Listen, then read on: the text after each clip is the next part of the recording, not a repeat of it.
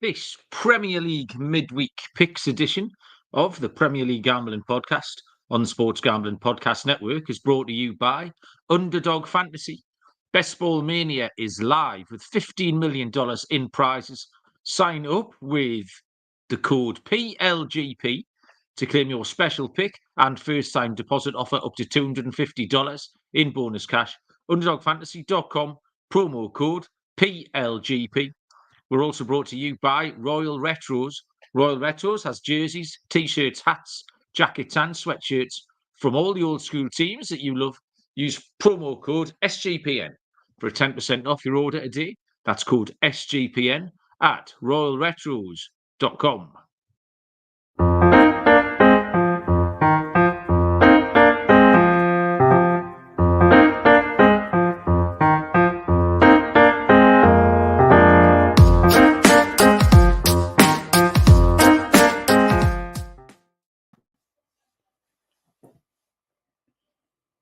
Welcome, everybody, to the Premier League Gambling Podcast on the Sports Gambling Podcast Network. My name is Mal and Bamford, coming to you from Newcastle upon Tyne in the northeast of England. Today is, no idea, hang on, Sunday, May the 12th, and we are here to have a look around the Premier League weekend, which finished a couple of hours ago. And there are three just small but important games on Tuesday and Wednesday night in the Prem. So we'll have a look around those. So a nice little gentle trot around those games tonight. Joining me, there's already some consternation about the colour of his head. It's Mr. Barry Penaluna. All right, Baz, what's going on there, you big tomato? Well, I've just stepped out of the bath, Malcolm. So I am freshly shaven, head and face. And I do look a bit red. It's not sunburn, although it's been a lovely weekend. I have been good. I've had sun cream on. I've had my cap on because I do burn very easily. But no, my redness is purely just from me just getting out of a red hot bath about 20 minutes ago. All right. See, I got out of the bath about 8:30, Baz. I gave myself an hour to de-red myself. No, just before we started, you had those weird shiny lines on again, and I said to you, it's like you're bouncing off your head, and you, quite angry, said, "It's not my fucking heat, man," and it made me laugh a lot. I think you said, "It's got nothing to do with my fucking heat," is were your exact words, and I enjoyed that. It was a very Geordie thing to say, but so yes, Callum, Lloyd, and Lee already getting stuck into everyone in the chat. Boys, how you doing? Yeah, it was a bit of another drama-free weekend, but as in the Prem. Like last week, we said that 7 or 8 of the favourites had won, and there's been nothing like the relegation being pretty much settled, and Arsenal and City just keep winning. So there's been no one's fucked anything up, or no one's done anything particularly dramatic one way or the other. Like, so it was all just a little bit underwhelming, I would say, but I mean, I've just got written down to sort of talk about at the beginning what a dull weekend it was. Like, I've just been bored. I messaged you this afternoon. I thought the Arsenal Man United game was a big anticlimax, although that was boring as out. I'd watched the 2 championship playoffs today, 0-0, 0-0, and then a 1-0. So I've sat through 3 games, saw 1 goal. Absolute turgid stuff, like it was garbage. But the whole weekend, I feel like I've watched a reasonable amount of football whilst doing other stuff because it's been a nice weekend.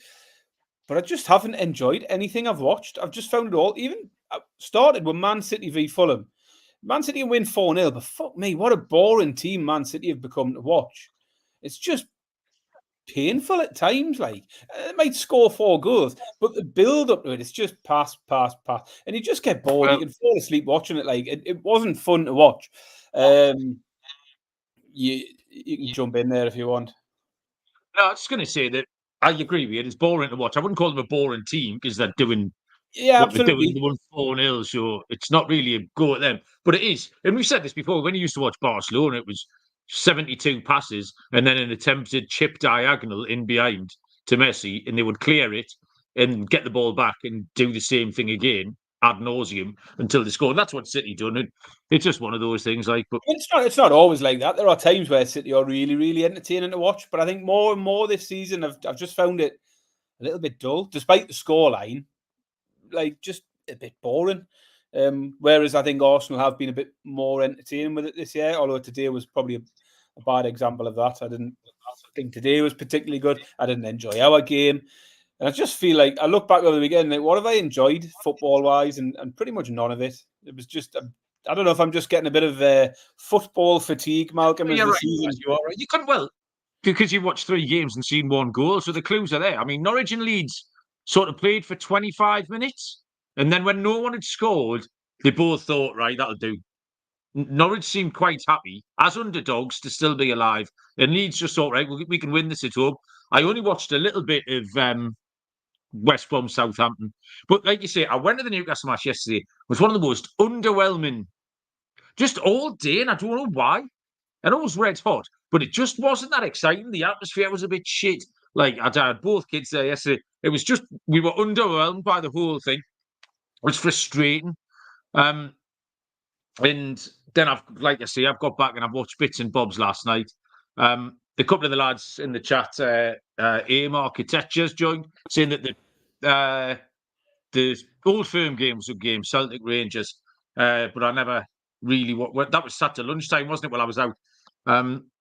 But I mean, picks-wise, Baz, I did all right. So there's been 9 games, and I'm sitting on 9.3 units with a goal scorer, and I did give out as a bonus pick Palace to score over 2.5 at 7-2 plus 350.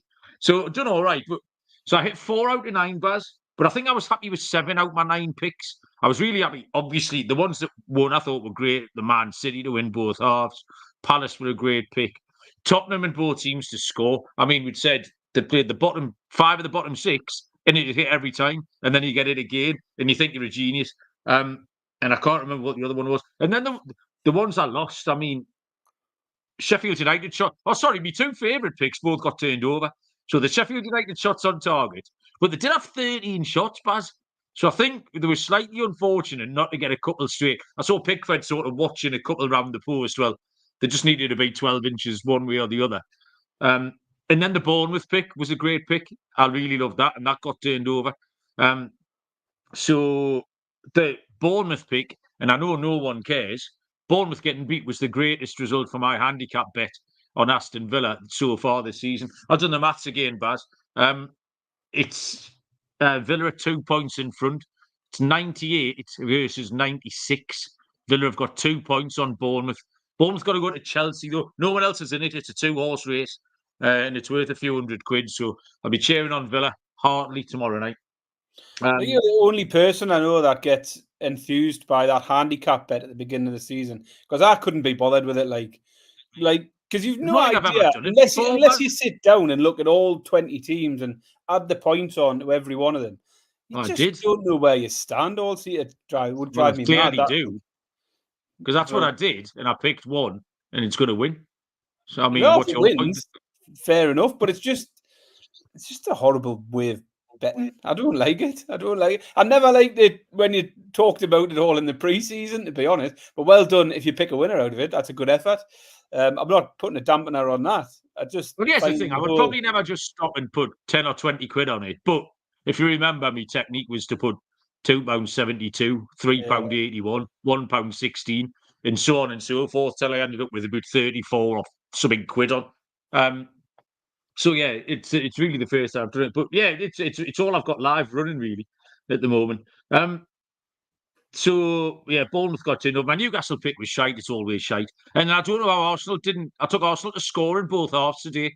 And when they get a goal in the first half, I'm counting me money. That's for me. That was finished. There was no way they weren't going to score in the second half. What a weird game of football that was, because Arsenal played a dangerous game today by allowing Man United. It's like Arsenal allowed Man U to be in the game, and even though they're absolutely shite, anyone can score. Like the Sheffield United, Luton, Burnley, whatever, can score a goal past you. You get a massive deflection or a cross that bounces off someone's arm or anything. Something terrible can happen. So Arsenal allowed themselves to be that close to disaster. And then Man United weren't capable of taking advantage. I thought the whole thing was really weird. Yeah, I mean, I think it was a game where Arsenal weren't at their best, but it always felt under control. I get entirely what you're saying, but it just never felt like Man United were going to make the breakthrough. But same as you, 10 minutes out, you're thinking, hold on, we've seen it. Or partway through the second half, you're thinking, we've seen this against Liverpool, where Liverpool battered Man United for the first half in games in the FA Cup and the league. And then Man United just come back, just stay in the game, and then feel like you've got a chance. But they never really pushed on and created any great chance at all, did they? It was just a poor game. I always felt my Arsenal pretty much had it under control, but it is dangerous at 1-0. Absolutely, I agree with that. Yeah, it was just a bit weird. The other playoff stuff, Doncaster let me down the other night. I mean, I said last week I thought I was home and hosed for the Wembley final because Bolton Wanderers had gone through comfortably and Doncaster were 2-0 up from the first leg. Then they got beat on penalties. So that was the end of that. Gateshead won. I was pleased Gateshead won because they'd been absolutely shafted for promotion from the league. They scored late in extra time and then beat Solihull Moors on penalties. So congratulations to Gateshead. And Eurovision Baz was worth mentioning because what a racket that was. Firstly, it was absolute mayhem, wasn't it? I mean, how across the news of the Dutch fella getting thrown out and the subsequent controversial shenanigans, Baz, were you on top of any of this? I mean, I'm very much around the news on a regular basis, so I read plenty of it, but obviously mostly on the BBC, which is impartial and neutral. So I don't know if there was any more controversy that I haven't read. Yeah. Well, we took 5-2 in the week when we done the show with Og. They went off at odds on. They went off about 4-5 Croatia, and then you took the Swiss, didn't you? You doubled the Swiss up with a losing tip I gave you on the baseball. I took the winner at 9-2, Switzerland. 9-2, and I doubled it up with one pick from you in the baseball, which I thought I would write out. It was starting at 9 o'clock. I thought this was all right. The two events will finish around the same time. But as it turned out, that baseball was delayed till the early hours of the morning. So I didn't even get any fun out of it. I just had to wake up this morning, log in, and check that me 9-1 double was a loser when the first leg had come in at 9-2. So that was a bit of a disappointment and entirely your fault. Yeah, well, once there's been a rain delay, Baz, that's in the lap of the gods. That's not my fault at all. They were absolutely live and the process was spot on. But at various points then Croatia were odds on in running. Even when they're scoring, they went about 1-3. When they're scoring, I mean, I was refreshing the live on the machine every 2 minutes, and yeah, they went 1-3 halfway through the scoring. So I don't know, I got touched off there. I think it was the bleeded things in the world, Baz. Let's be honest. But yeah, it was a racket. So I think that covers pretty much everything we've gambled on this weekend. I mean, eye catchers. I've written eye catchers down on my notes, and then I've got nothing to write next to them because it was shit. Maybe Chelsea again, but we've mentioned Chelsea. They're just playing a bit better. Obviously, when Forest went 2-1 up with 15 minutes left, I was at Bob's presentation. Everyone was sort of cheering, celebrating, and then Chelsea came back and won it again. So Chelsea, they found a bit of fun, but I'm not sure how much of it's on purpose. It's just a little bit random. But we get to handicap Chelsea again tonight. But yeah, nothing, no eye catchers really, was. No, I'd agree. As I've told you, my thoughts on this weekend, I found it all pretty boring. So yeah, obviously the relegation battle was all wrapped up, and I think that probably took any fun out of that Forest game because there was no longer any jeopardy. Forest were already celebrating before the game kicked off. They didn't care what the result was; it didn't matter. And a few weeks ago, we were looking at it thinking everything's wide open here. The battle for fourth, the relegation battle is going to go to the wire. I mean, the title race has done. I think regardless of what happens this week, it will go down to the last day now. But relegation all wrapped up now is a bit disappointing. Villa, I think, will get fourth easy enough when Spurs lose through the week. And it just seems to be sort of fizzling out a little bit disappointing in the end. But no doubt I will rekindle my excitement for it in midweek as we handicap all 10 games next Sunday. We'll get all over that. Yeah, we're going to have a monster this week. We'll do a monster midweek show and make 1,000 picks for next weekend, Baz. I did want to talk about Wayne Rooney. Like, I feel slightly unwell just by looking at him. If he looks like he should be in the in a hospital. Not in the hospital, just I don't know what kind of hospital, like a special one, but I don't know what for. He looks like a shaved bear. He looks like someone's got a massive bit of corned beef and sculpted a Wayne Rooney statue out of it. Like, I don't know how that's happened. He doesn't look well, Barry, at all. Like, could you have any thoughts on that? I mean, he's not in peak physical fitness anymore, is he? He's just fucking. None of us are, but I don't look like I've made a corned beef. Yeah. And the hair thing. Simmers was talking about the hair thing yesterday in the pub, considering because Bob was giving him loads of stick for being bald, and he said he'd considered the shredded wheat situation. So I had to take him through the three groups of people that we talked about a couple of weeks ago. He wasn't aware of this. So I talked him through that, and I'm not sure I think he's just going to get a hat instead. So there you go. 3 games this week. Tottenham City, Brighton, Chelsea, Man United, Newcastle. Not looking forward to handicapping that in a little minute. So we'll get to that once I've told you first about. We've got a promo here for the MLB Gambling Podcast. That's good. Despite what Barry just said about that one tip I gave him, make sure you subscribe to the MLB Gambling Podcast wherever you get your podcasts. Barry will vouch for that.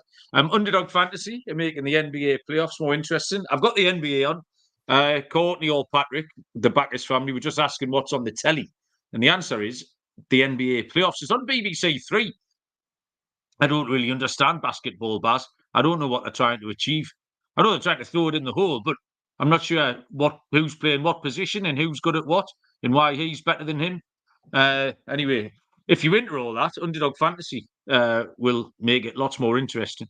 Select high or lower on player stats, points, rebounds, assists. Make you all who enters basketball or mix and match across your favourite sports. You can win up to 100 times your money, and it's loads of fun. Underdog is available in over 30 states, including California, Texas, and Canada. And they just launched Champions, which is a player versus player format in Florida. So sign up with the promo code PLGP to claim your special pick and first-time deposit up to $250 in bonus cash. UnderdogFantasy.com, promo code PLGP. Did we mention your picks this week, Baz? Were they any good? I'm not just bringing it up because I was a bit of a mixed bag, not far behind you, but I didn't. I think 4 out of 5, and I'd probably be about breaking even. Sorry, 4 winners, 5 losers, probably about breaking even. A couple of plus money ones. The under 3.5 Spurs. The Spurs game was actually one that we got bang on because you took both the score and over 2.5, and I took the under 3.5. So the only score that could hit was a 2-1. So we nailed that right in the middle. We should have just took the 2-1s. But yeah, I can't remember what else, Malcolm. I've forgotten what happened yesterday. I had City to score 3 or more, and a couple of a Palace team total. But the bad ones for me again: Newcastle, same. Newcastle to score 3 or more. Arsenal let me down today. Bit of a mixture, really. But can't remember what I had in the Chelsea game now. I've forgotten what I'd done yesterday. Never mind what I spoke about 3 days earlier. Yeah, well, before we move on to these picks, though, Malcolm, something I did forget to bring up on the last episode was a thank you for reviews. We've had a few reviews on the old Apple, so we did put a little plea out for anyone listening on Apple to leave us a few nice words. And Dave in Germany was the first one. He loves the pick and says, great hosts, tick. Never aggressive, apparently. So, your accusations on MLB of being passive-aggressive, that's not carrying over to the football show, so that's good. And then we've had another couple in the last couple of days. ACC194 also loves the show, which is good. And another American listener, Rycon318, left us a few nice words. So just remember, you could be nice like them and leave us a nice review and a nice few words, and we'll give you a shout out on here. But it hasn't gone unnoticed on Spotify. We've had a few little ticks in the 5-star box as well. You can't leave any words on Spotify, but it has gone. It's been noticed. So thank you everyone that's done that. And if you haven't, just do it. Do it. Yeah, well, that's good, Baz. That offsets all the terrible reviews. Every time I get panned by the Americans for the MLB show, I get one positive one off someone in Doncaster or something. So yeah, offsetting reviews. That's my aim.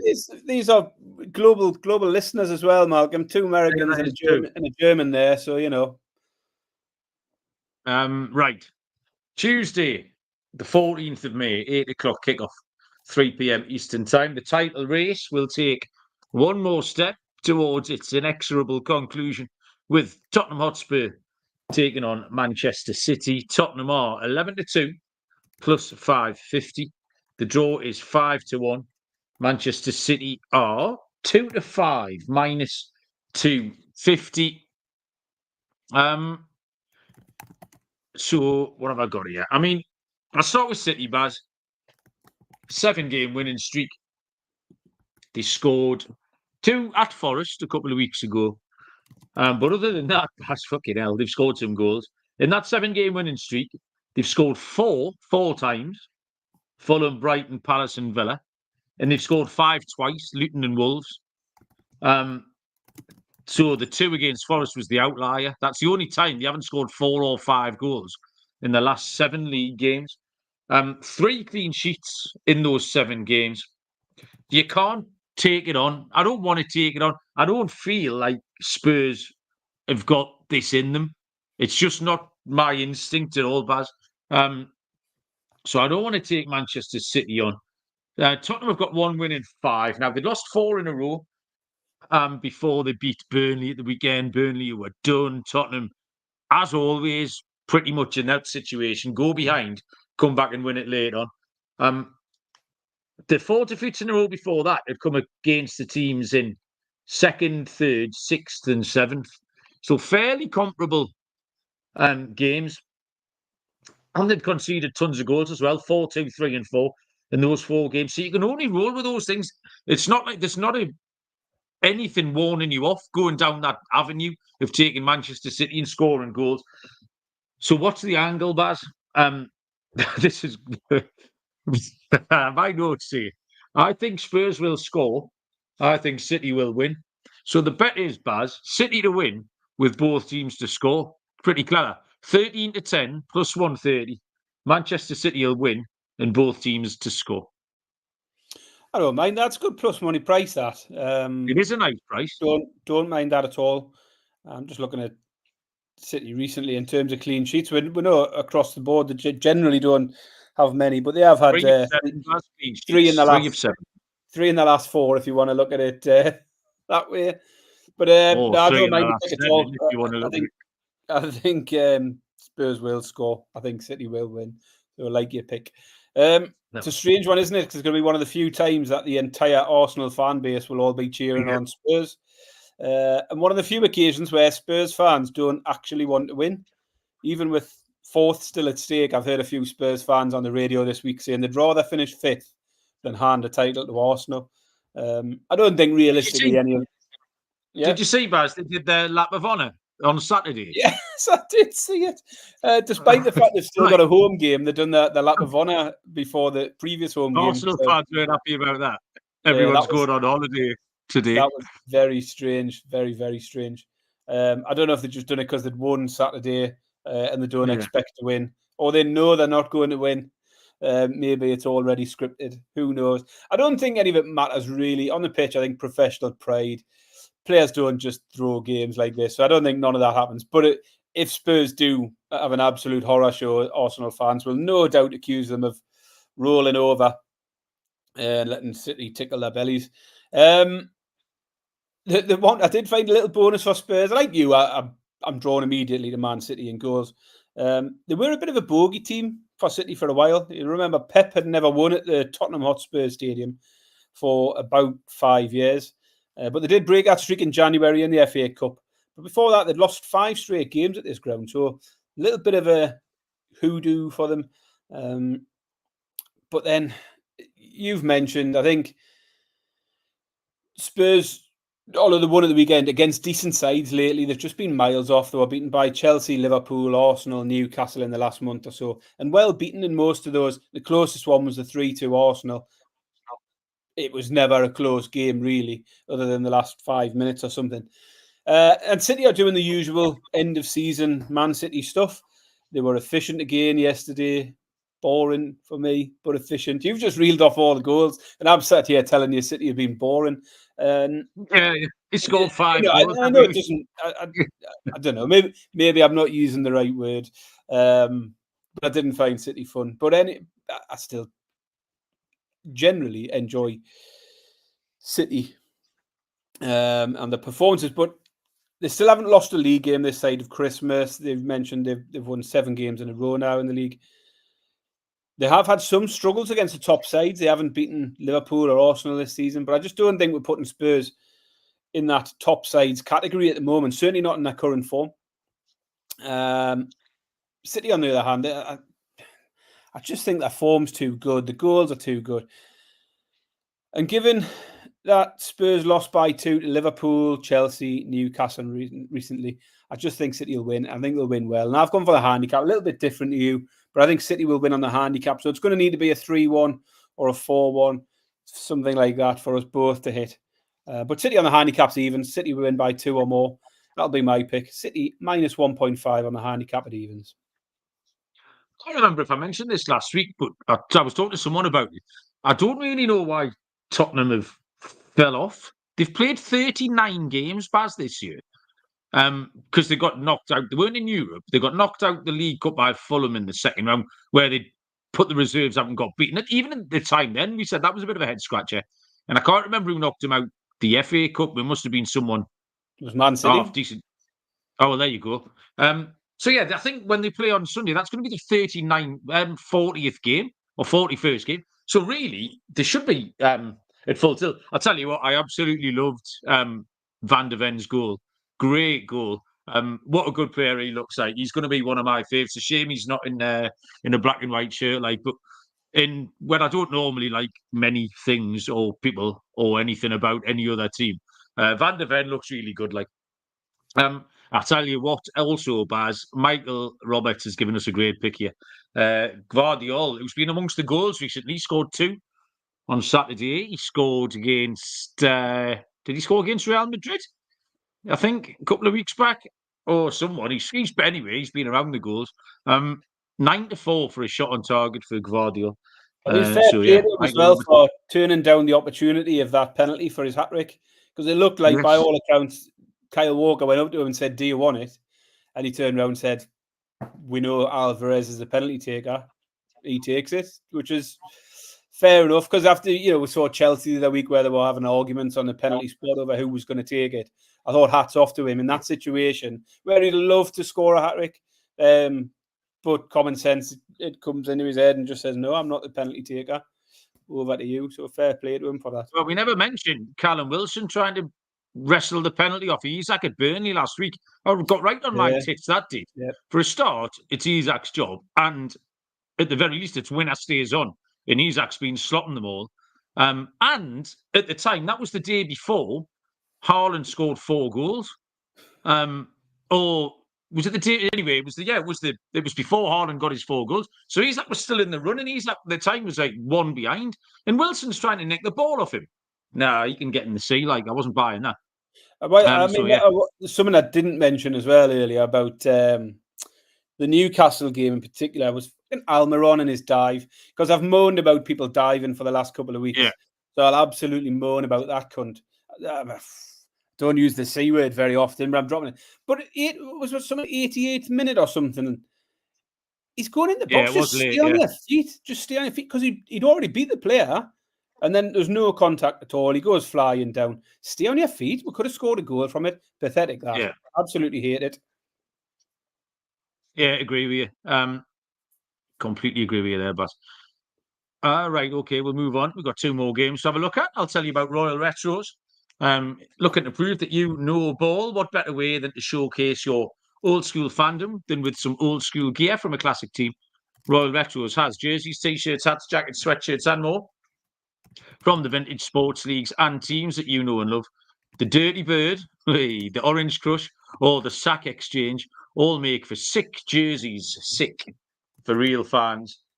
Use the promo code SGPN for a 10% off your order today. That's code SGPN at royalretros.com to take 10% off today. Would you like my football shirt today, Baz? You having a bit of that? LA Galaxy, is it? It's the LA Galaxy, mate. Yeah, you know. Well done. Good spot. Simmers was at that Cincinnati game last week. Cincinnati v someone. And he took the American shout, you know, when you go, oh, you're shit, to the goalie when he takes a goal kick. They shout, you suck, asshole, I think. Oh, you suck ass, maybe. Anyway, because Simmers had to ask the bloke next to him what they were shouting every time the goalie took a goal kick. And it was, you suck ass, was the answer. So, yeah, there you go. Culture, arms across the sea, Baz. Wednesday night, there's 2 games. 8:15 kickoff, which is 2:45 Eastern. Brighton and Hove Albion take on Chelsea. Brighton have drifted ever so slightly. They were 2-1. They are now 16-5. No, 11-5 plus 220. So they've drifted a fifth of a point. The draw here is 3-1. Chelsea nipped in ever so slightly, 11-10 plus 110. They are now 21-20 plus 105. So a little bit of movement for Chelsea in the last couple of hours. Baz, Brighton, Chelsea. Yeah, I still think Chelsea continue to be a little bit chaotic. They had to come back late on yesterday. A few crazy results, well beaten against Arsenal, but then some big hammerings of other teams. But just 1 defeat in 11 games for them. So there's no doubt we're seeing better stuff from them. 3 wins on the bounce.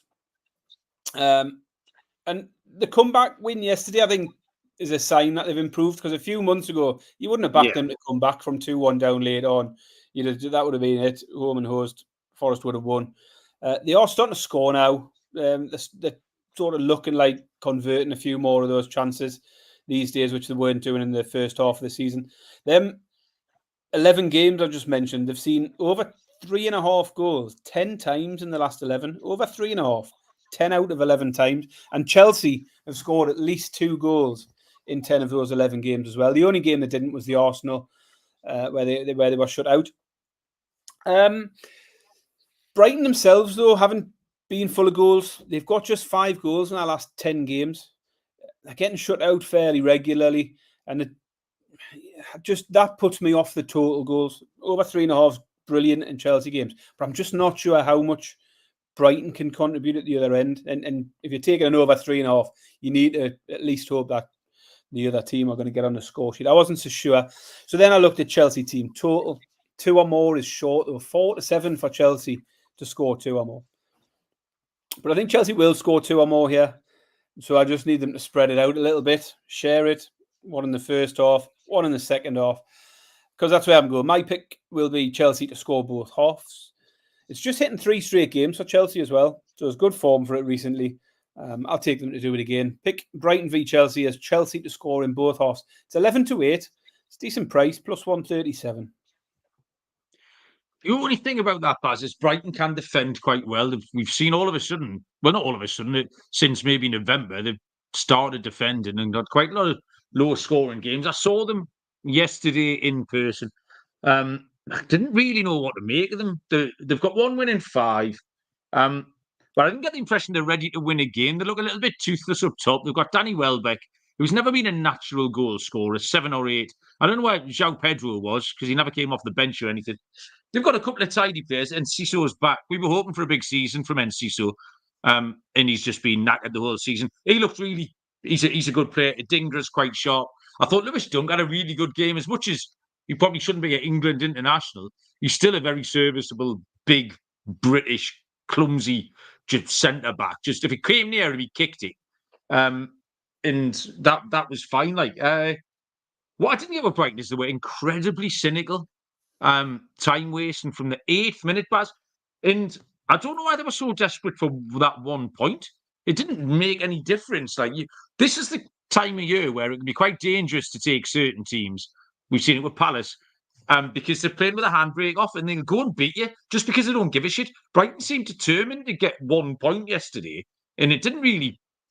I don't understand, especially when they had a lot of good players on the pitch, and Newcastle with a makeshift back four still, really. That brings the referee. Jesus, I'm not a moaner about refs, Baz. It's just not something I do particularly. But we mentioned the one at Burnley last week. But he just didn't referee the game. Brighton refereed the game yesterday. At some point, he's got to take charge. Like I don't even know if it's his fault. I don't know if he's allowed to referee the game. But Lewis Duncan, their keeper, refereed the game. Like you could have just given them the whistle and gone off and had a pint in the strawberry or something. Chelsea got momentum. I'm not sure how much method there is in it. I think one of the key things is that some of these players who we've taken the piss out of are starting to look all right. Madueke's been great. Mudryk been looking a bit better. Absolute figure of fun, Mudryk. And Nicholas Jackson, two people who've had quite a lot of stick, all of a sudden look like footballers. So 3 wins in a row. Key players playing well. In the last 8 games, they've averaged 3 goals per game. I just think they'll outscore Brighton, Baz. I think Chelsea will outscore Brighton. Another way of saying that is that Chelsea are going to win, which is 11-10 or 21-20 now, plus 105.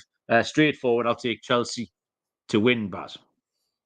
Right then, do we have to do this? Fucking hell. Can I leave the room while you do this, Baz? I'm absolutely dreading every second of it. 8 o'clock on Wednesday, Manchester United take on Newcastle United. Man United, there's been some price movement. Man United have drifted slightly. It was a match on the books earlier on. Both sides were 13-9 plus 145. Manchester United now 8-5 plus 160. Newcastle have nipped into 7-5 plus 140 with the draw at 3-1. Yeah, I'm dreading it, but so I didn't want to talk about it. I didn't want to handicap it, but I did make a point of making a proper pick, Baz, because it was only 3 games and I didn't want to take the piss and shortchange people. Not that, I always get Newcastle. No one's making a pick here based on what I'm going to say. But I will give my opinion. And I did go through a lot of stats trying to find an actual proper pick. So I have done it properly.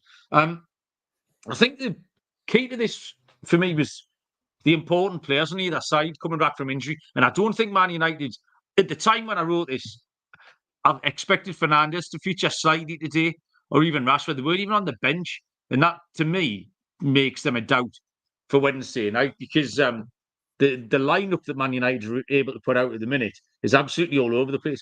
When that first goal went in today, Casemiro drifted out to 6-1, Barry, for that 50-yard dash with you to the kebab shop. It was quite close in the books. There was a flood of money for Barry Penaluna came in around about 4:20 this afternoon. The way he trotted out was absolute. It was proper schoolboy stuff. It's the stuff we're trying to teach the girls on a Sunday morning. Is like just come out as a line. You know what I mean? The whole back four, and he's like 10 yards behind, just trotting back, playing everyone on side. It was ridiculous. Yeah, it wasn't ideal, was it? But then Newcastle key players as well. Isak yesterday. Wilson's disappeared again. We've just been talking to Amar in the chat about Callum Wilson. We said it last week. The best ability is availability. And Callum Wilson plays 1 game and then you don't see him for 3 months. And Isak never... Bob said to me yesterday, when they brought Isak off, there was a load of people around us all shouting and bawling. Bob said he hasn't ran once. He'd literally never broken into a trot. There was something the matter with him. So I actually Howe said he'd been unwell through the week, which is why he was brought off. I thought with no Wilson, I thought it was a smart move to take him off to keep him fresh because we need a striker in this situation. So Newcastle were underwhelming the other day. I'm not getting involved in a sidebars. I'm not getting involved in anything. I trolled a lot of the stat markets, Barry. The only thing I haven't got on this is prices because it's not quite priced up yet unless it's gone up in the last hour. Let me have a little look. You might be able to help me out because you get into these markets a little bit more than me. Yeah, so I looked at all different kinds of things. And what I've ended up on, Baz, is Alejandro Garnacho shots. That's where we're going to go. This is going to be the pick. Don't shake your head at me, Barry. Garnacho, this year, so I crunched the numbers, Baz. He's played 2,313 minutes. He's had 87 shots. That's a shot every 26.5 minutes. But compare that to Fernandes having a shot every 32 minutes. Rashford's having a shot every 36 minutes. Isak's by far the most prolific for Newcastle, 29.5 minutes. And even Anthony Gordon, every 36 minutes. So Garnacho's getting these shots off. And a lot of these have come more recently as well. At the start of the season, he was quite a bit part player, and Manchester United had more players available to them. As it stands now, Garnacho's just about their biggest threat. Højlund today was nowhere near it, touched the ball like 3 times. Garnacho's one of Man United's main men at the moment, which was never meant to be the plan, but the way that it's fallen for Ten Hag, that's just how it is. So I'm going to take Garnacho shots. Now, I couldn't find lines, so I looked at the comparisons for tomorrow night in the Villa-Liverpool game. I was looking at Mo Salah and Diaz and Leon Bailey and Moussa Diaby, people like that. So you're looking, and you might be able to put me right on this, Baz. Sort of over 2.5 shots, a little bit of plus money, 5 to 4, something like that. And I've drawn a little ladder next to it as well, Baz. I think you could easily get 4, 5, 6 shots off, especially with a dearth of options. So you go up against Tino Livramento. Tino's a good player. Tino will hold him up. Garnacho, step over, pull the trigger. He's going to do that about 7 times. So my pick, Barry, is Alejandro Garnacho shots. If Harvey Barnes starts, I like Harvey Barnes shots as well. He's averaging a shot every 27 minutes. He's only played about 700 and something minutes, but he's getting the shots off as well. So if Barnes starts, maybe a same game parlay with Garnacho and Harvey Barnes. Oh, that was a lot of chat there for just to make a half-arsed pick like that, Malcolm. I'll be honest with you. But if you reckon you've put the effort in, that's okay. He has got plenty of shots. I'm not sure about Garnacho, I don't think he's very good. I like him, me. He's going to be really good. I'm not sure. The more Kid's I watch 19 years old, Baz. He's also playing very well in a dog shit team. He's also turning into a bit of a tit, a bit like Bruno Fernandes, like someone you can easily dislike with his whinging and moaning and he's diving and rolling around the floor. All of that crap. I don't like any of that. He might get his shots though. He's got plenty lately, so I don't mind the pick really. I'm being a bit brave, Amalgam, and I'm not. Again, nobody's probably going to listen to this because of where I go, and what does it mean? I'm not backing Man United. I've never backed them all, but I wouldn't want to back them anyway. A comeback win against Sheffield United is their only win in the last 9 games. And don't be fooled by it. Like 1-0 scoreline today. Might people who didn't watch the game, I think, oh Christ, they've given Arsenal a good game there. They didn't really. They never looked like scoring. Arsenal obviously would have liked it to be a bit easier, but it always felt under control. You've mentioned Fernandes and Rashford missing again. Casemiro and Evans started again. It's amazing that you think how many injuries they've got. An 85 million Anthony still can't get on the pitch. He's still not trusted in these big games. That must be hugely embarrassing for him to be trotted out 15 minutes from the end when they've got absolutely nothing on the bench but kids. Embarrassing he is. And actually, he looked most likely to possibly make something happen when he did come on. Rooney made the accusation after the game. He thinks a few of these Man United injuries are just players who just don't fancy it, just can't be bothered for the rest of the season. And it wouldn't surprise me at all because I think there's a few of them who haven't really fancied it all season long.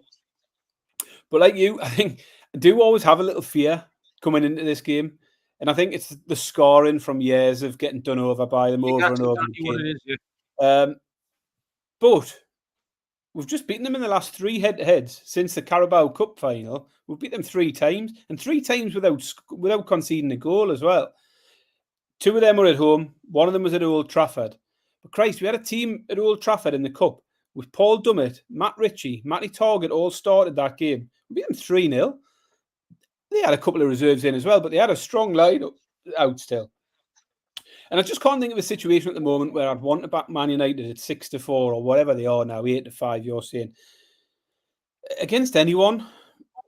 Now, in the back of my mind, there is that bit of inconsistency which has crept into Newcastle's performances lately. The performances haven't been brilliant.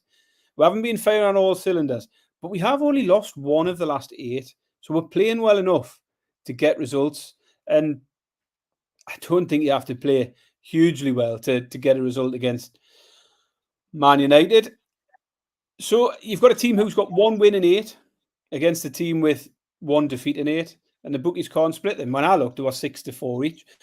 I think Newcastle will win. I think Newcastle are better value. I was going to go for the team total. Over 1.5 goals for Newcastle is 4-6. Too short for me. But the bookies are therefore expecting Newcastle to get 2. I'm not sure Man U... I think that could be enough. I'm not sure Man United have got a couple of goals in them at the minute. They've only scored 1 in the last 3 games. Pick for me, Newcastle to win 6-4. Make of that what you will.